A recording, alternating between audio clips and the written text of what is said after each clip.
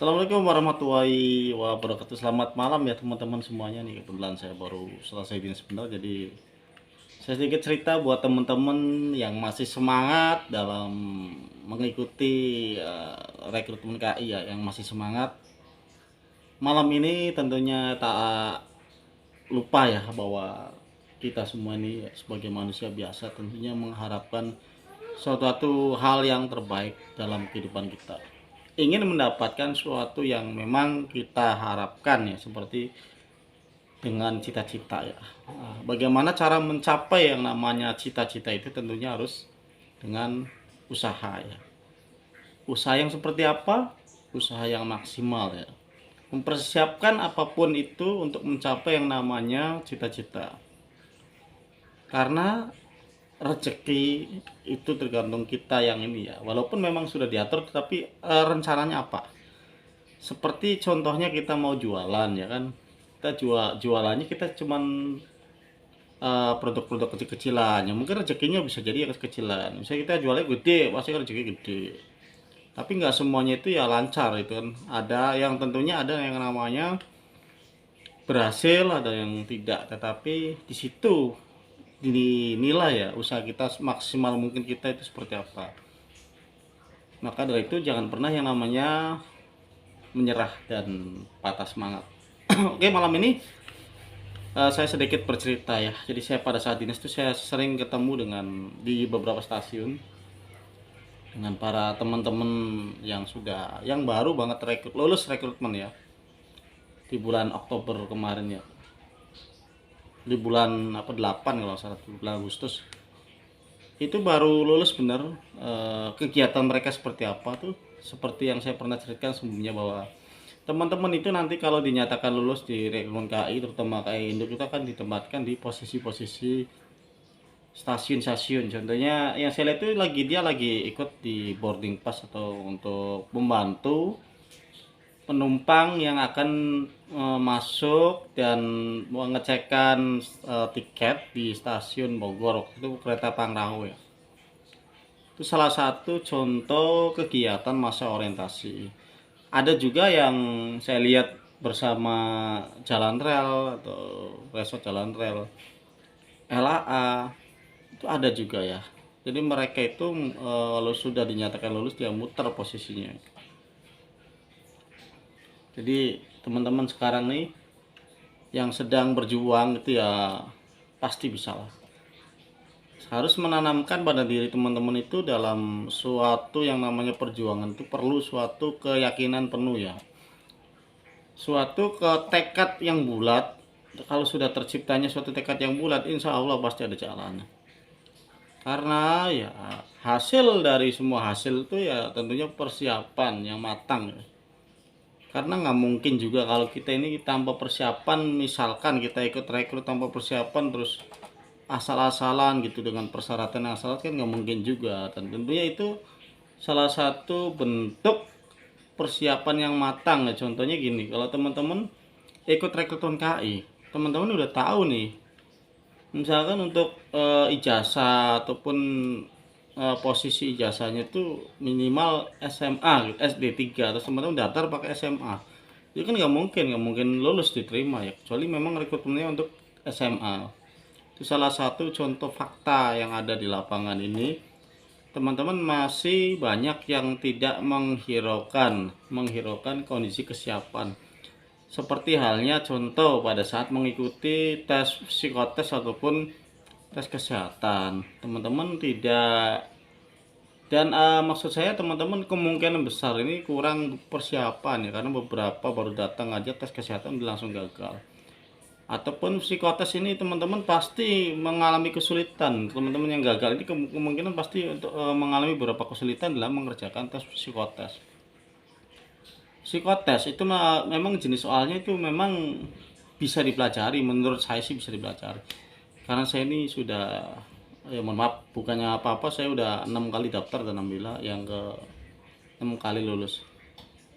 Beberapa kali gagal di psikotes, dan pada saat saya gagal di psikotes tuh saya memang mengakui kalau memang saya ini tidak apa namanya tidak begitu lancar mengerjakan psikotes itu gitu kan, karena beberapa hal yang terjadi pada saat pelaksanaan tes, termasuk salah satunya kurang begitu fokus. Terus tahu-tahu yang tes kedua ada yang nanya gitu pada saat mengerjakan, akhirnya buyar. Nah di situ kan salah satunya memang faktornya dari kita sendiri, bukan psikotesnya, kita sendiri yang kurang persiapan. Kita udah siap-siap latihan, sudah bapak ternyata ada yang ganggu gitu kan, nanya pada saat tes, ya itulah. Tapi kalau kita memang betul-betul tekad bulat ya, tentunya persiapan yang matang, dipelajari trik-triknya. Psikotes itu memang ya bisa dipelajari, cara gambar, cara ini semua bisa. Hitung-hitungan juga ya banyak juga, lumayan, antonim sinonim bisa kok, semua bisa dipelajari. Jadi memang segala sesuatu memang saya sudah sangat meneliti dari awal itu pas gagal ataupun apa. Pertama ketelitian dalam mengerjakan suatu soal ataupun instruksi yang telah diberikan. Kemudian ya ketepatan juga, jawabannya sesuai itu.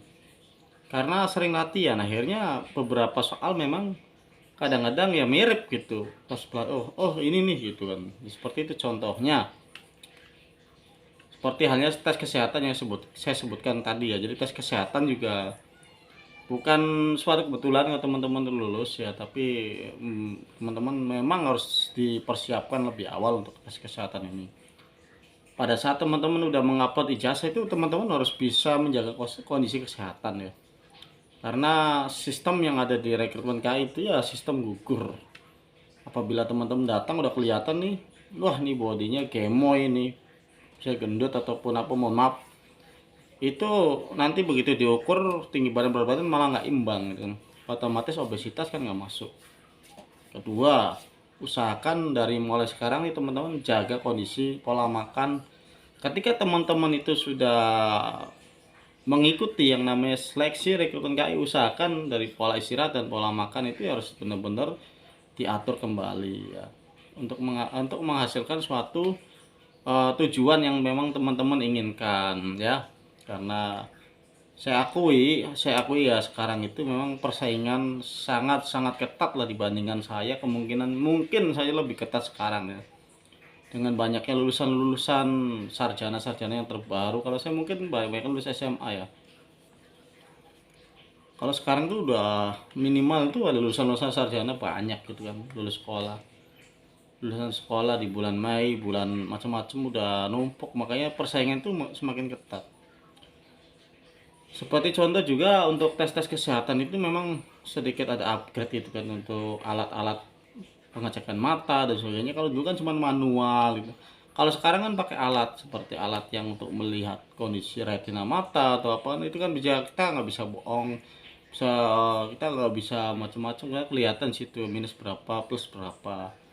Dari situ kan teman-teman tentunya harus lebih memahami bahwa kondisi kesehatan itu memang penting dalam nanti pelaksanaan tes kesehatan. Tidak hanya soal psikotes juga, tapi tubuh kita juga harus disiapkan untuk menghadapi tes kesehatan ini.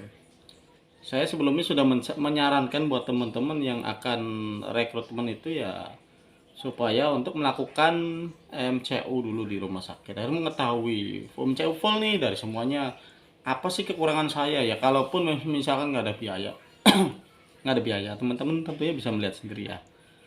Misalkan teman-teman ini sih gigi nih, saya gitu ini ada karang gigi nggak, ada apa, kan teman-teman minimal bisa paham lah. Misalnya dari kelihatan gigi ataupun telinga ya sering dikorekin biar bersih ya.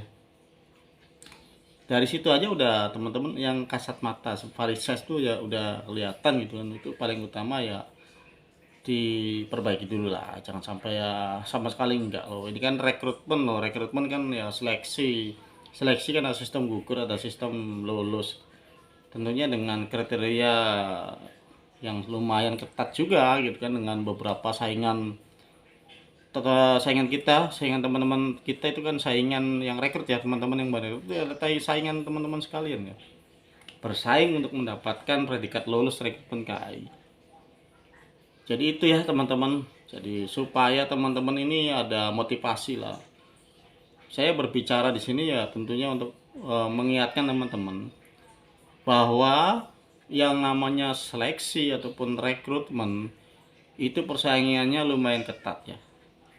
Dari ribuan orang ya, ribuan orang atau puluhan ribu, ataupun misalkan hanya ya cuman ratusan gitu kan, tapi itu kan salah satu persaingan ya, suatu persaingan yang memang satu sama lain tuh saling harus bisa memberikan yang terbaik, sehingga nanti muncul perankingan yang bagus mana nih gitu kan yang diambil. Jadi itu ya teman-teman ya. Jadi sekarang mulai teman-teman sekarang benar-benar bulatkan tekad untuk bisa lulus di rekrutmen KAI. Oke, itu aja teman-teman, semoga bermanfaat. Tetap semangat dalam menjalani apapun itu rekrutmen KAI, semoga diberikan kelulusan. Terima kasih, selamat malam, wassalamualaikum warahmatullahi wabarakatuh.